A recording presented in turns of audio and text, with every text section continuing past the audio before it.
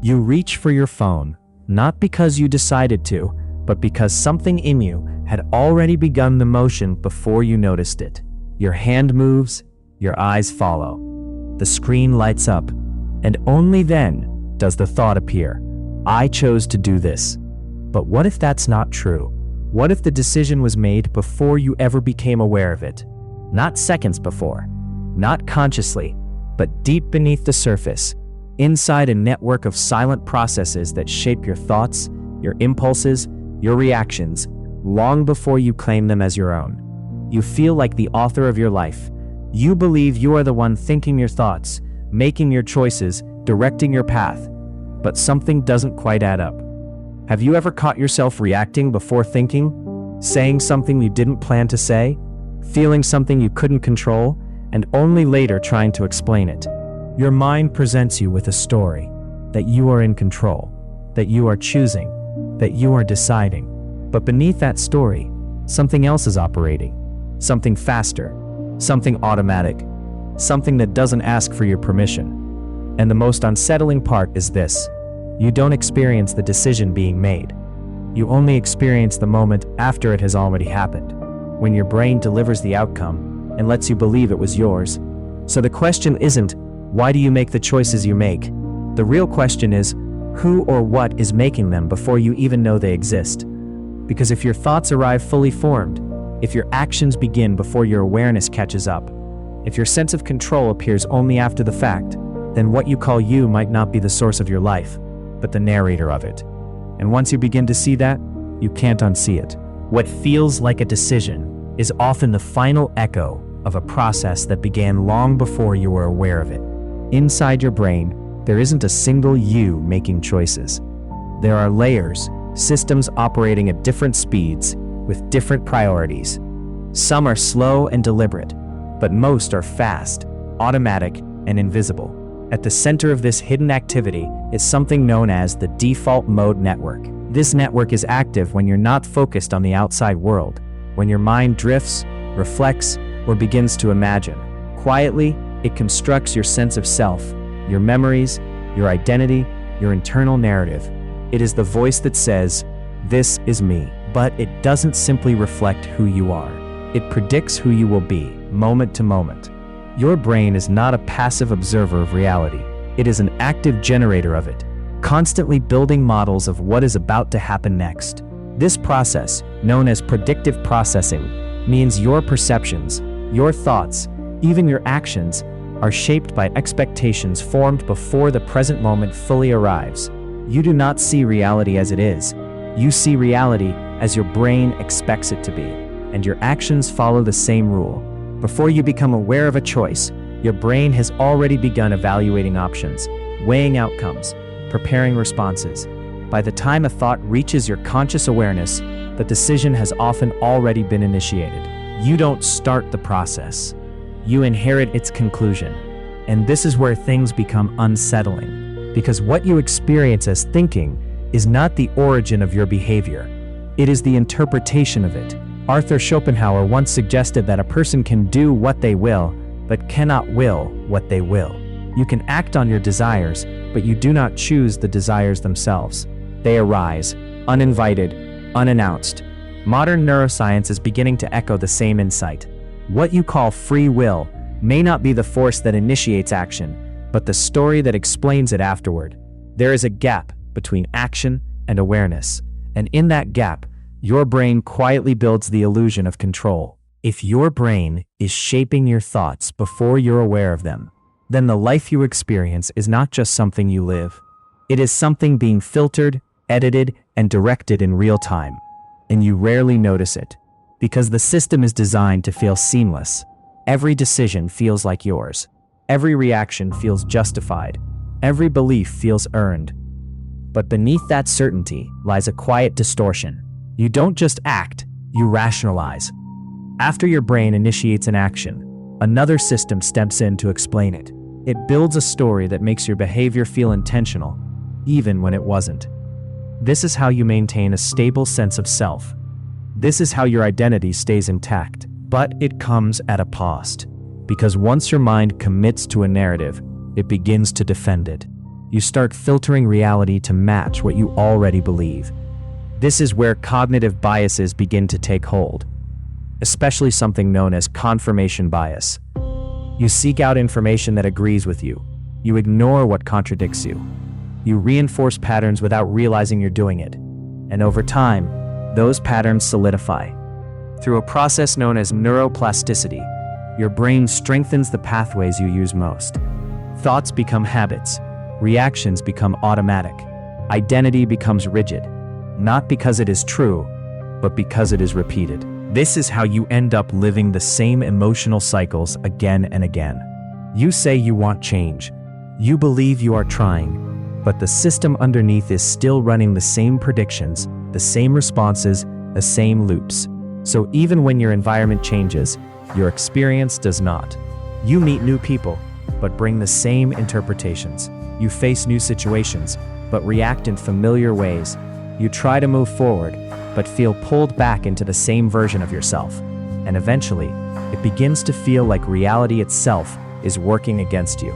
But it is not reality. It is the model your brain has built of it. A model that prioritizes consistency over truth, efficiency over accuracy, familiarity over possibility. Even your sense of time can be affected. Moments blur together. Days feel repetitive. You experience something new, yet it feels strangely familiar, almost as if you have lived it before. That subtle disorientation, that sense of déjà vu, is another sign that your brain is relying more on prediction than perception. It is not just showing you the world, it is guessing it. And when those guesses begin to dominate your experience, you stop seeing what is and start living inside what your brain expects. And this is how you end up living the same emotional cycles again and again. You say you want change. You believe you are trying. But the system underneath is still running the same predictions, the same responses, the same loops. So even when your environment changes, your experience does not.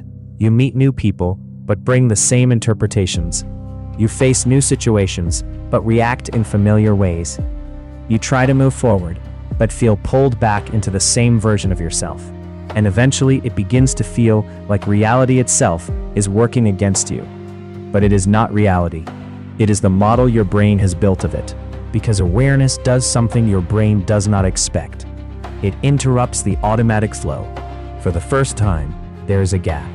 A pause between impulse and action, between thought and belief, between reaction and response. And in that pause, control begins to reappear, not as something you always had, but as something you access. This is the shift most people misunderstand. You do not take control by forcing new thoughts or suppressing old ones. When you notice a thought as it forms, before you identify with it, you change your relationship to it. It is no longer something you are. It becomes something you see. And that distinction changes everything. Because the system that generates your thoughts depends on one thing: your unconscious agreement. The moment you believe every thought, every impulse, every emotion is you, the system runs uninterrupted. But when you step back, when you observe instead of react, you introduce friction, and friction slows automation. This is where practices like focused attention and introspection begin to gain real power, not as abstract spiritual tools, but as methods for training awareness to detect what is usually invisible. Over time, this changes how your brain operates. Through neuroplasticity, repeated awareness begins to reshape the pathways that once controlled you. Patterns weaken, new connections form, reactions lose their immediacy, not instantly, but gradually. This is the quiet rebellion, not against the world, but against unconscious momentum. Carl Jung described this process as making the unconscious conscious, because until you do, it will direct your life, and you will call it fate. And that is exactly what this is: a transition from automatic to intentional, reactive to aware, and constructed to examined. But here's the important part: you do not eliminate the system. You see it. Your brain will still generate thoughts. It will still predict, react, and interpret. But now, those processes are no longer invisible. They become observable patterns.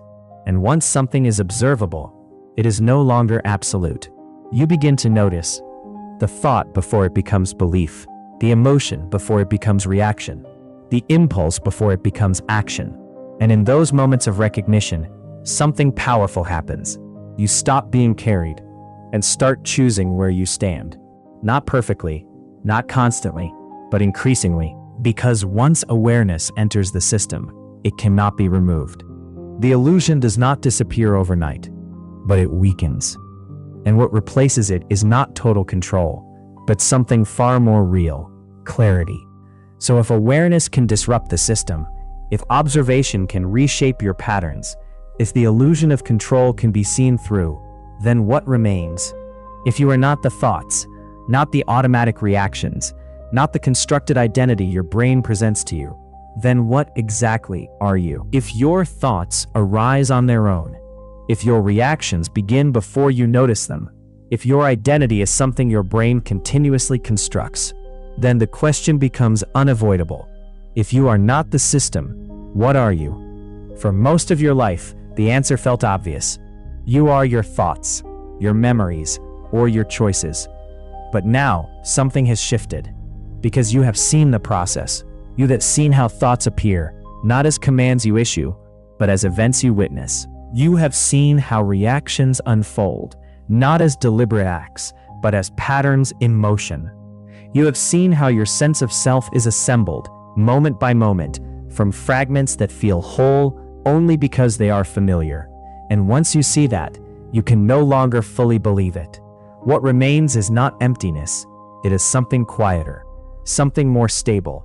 Not the voice inside your head, but the space in which that voice appears. Not the reaction, but the awareness of it. Not the story, but the presence that hears it being told. This is the part of you that does not rush, does not react automatically, does not need to justify or explain. It simply observes, and in observing, it reveals something profound. The system that once controlled you is not your enemy. It is a tool, a powerful, predictive, efficient system designed to help you survive, navigate, and make sense of the world. But it was never meant to define you completely. The problem was never that your brain was operating. The problem was that you believed it was you, and that belief gave it total authority. But now that authority has been questioned, not destroyed, not rejected, just seen. And that changes everything. Because when you no longer mistake the system for yourself, you gain a different kind of freedom. Not the freedom to control every thought, not the freedom to eliminate every impulse, but the freedom to not be owned by them, to let thoughts arise without being pulled into them, to feel emotions without being defined by them, to act with awareness instead of momentum. And in that shift, your life begins to change. Not obviously at first, but subtly. You pause more, you react less. You see patterns where you once saw certainty, and over time, those small changes compound, until one day, something becomes clear. You are not trapped inside your mind. You are the one who can see it. And that means for the first time, you are no longer being led blindly. And once you are awake, the question is no longer whether your brain is controlling you. The question is, now that you can see it, what will you do differently? If this video made you question the way your mind works, consider subscribing to Selvion for more explorations into neuroscience, consciousness, philosophy, and the hidden systems shaping human experience. And if someone came to mind while listening, share this video with them. Because sometimes awareness begins with a single question.